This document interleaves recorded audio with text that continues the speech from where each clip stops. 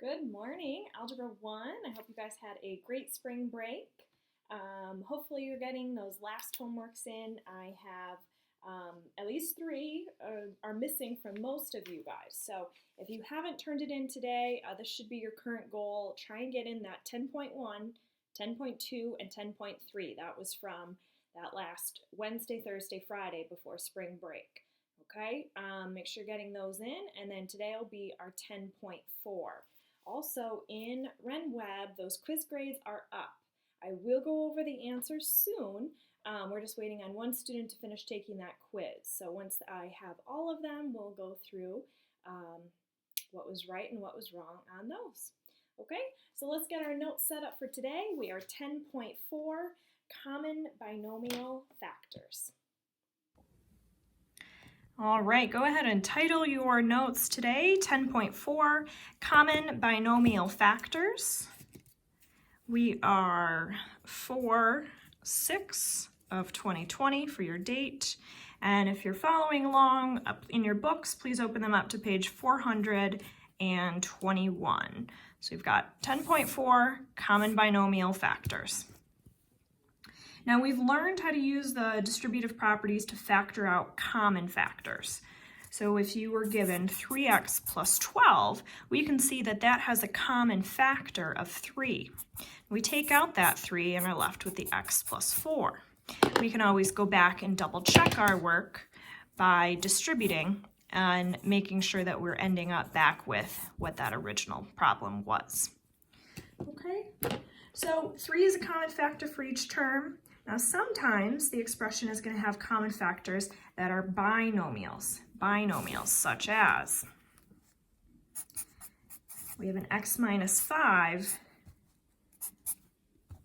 taken out, leaving a 5, and we have another x minus 5, common binomial, taken out, and we have a 4 left.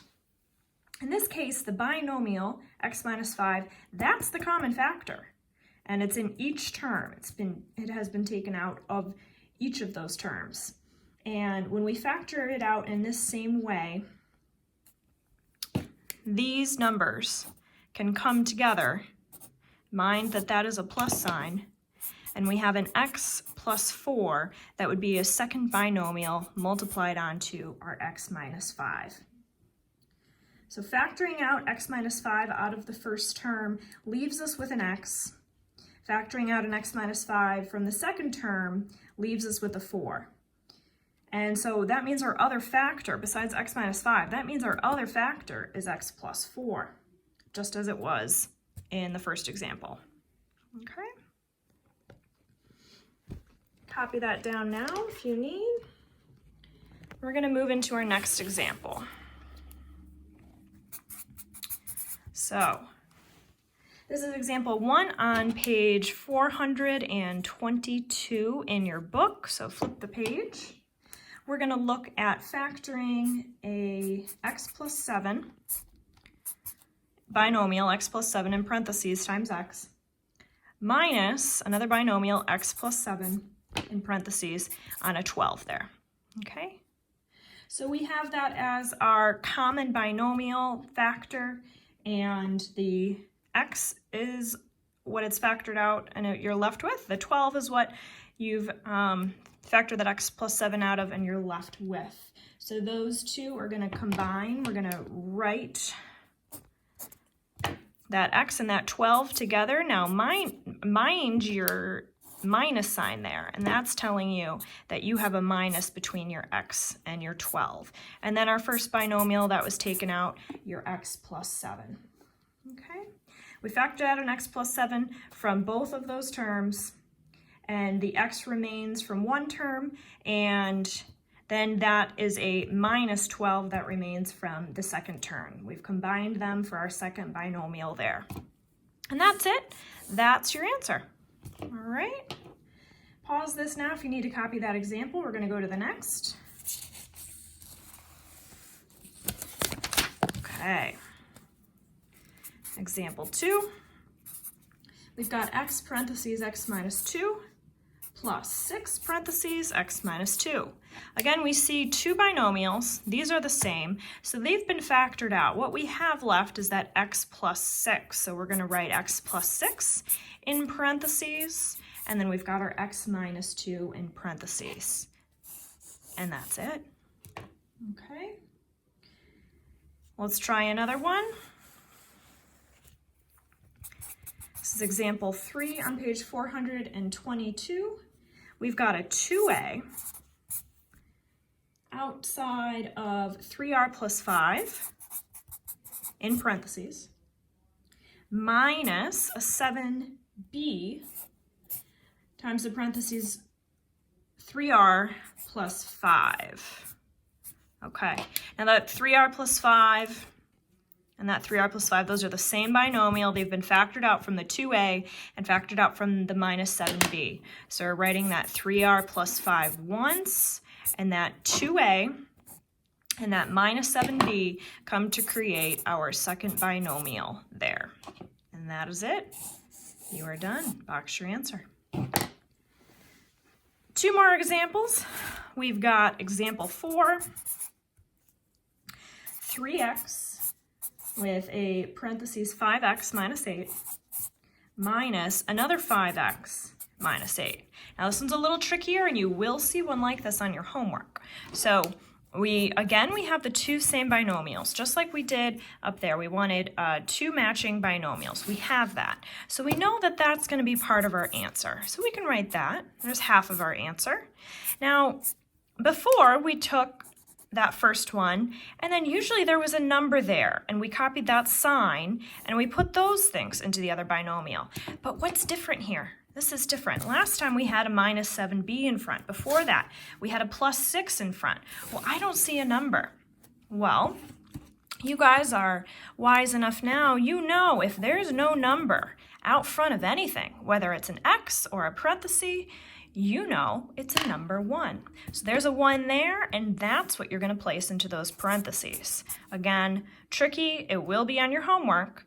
3x creates the first term of our binomial. There's no number there, but you guys know if there's nothing out front of a parenthesis or an x, that it is a 1. So you have to fill in that 1 yourself, and when you come down to the next line, you're placing a 1 down. Okay, be careful of that one. And that is your answer. All right, next example. And this is in your book on page 423 as example 5. We are asked again to factor, and we have x squared, parentheses, 2x plus 5, minus 36 times parentheses 2x plus 5. Okay, let's double check. Do each of these binomials match? Yes, they do. I can already come down to start part of my answer, 2x plus 5, as a binomial there in parentheses. And I've got this term. I know you haven't seen squared before, but I want you to handle it just like you did up there. That 3x you wrote in a binomial. Up here it was a 1x, and you wrote it in the binomial. Same thing. You copied that x there. You copied that 2a there. You copied the 3x there. So this time we're just copying an x squared. We don't do anything different. Just copy what that is, whether it's a 3x or whether it's now an x squared. That's okay. Here we do have a number now, 36. So we know that 36 goes in there, and please be careful. If there is a subtraction sign, you better be putting in a subtraction sign there, okay? And that is your final answer for this one. Now I know today's notes were a little shorter and hopefully easier than typical, so use this extra time to go back and watch it a second time. So these examples and these skills are really a stepping stone for what you're doing in the next section.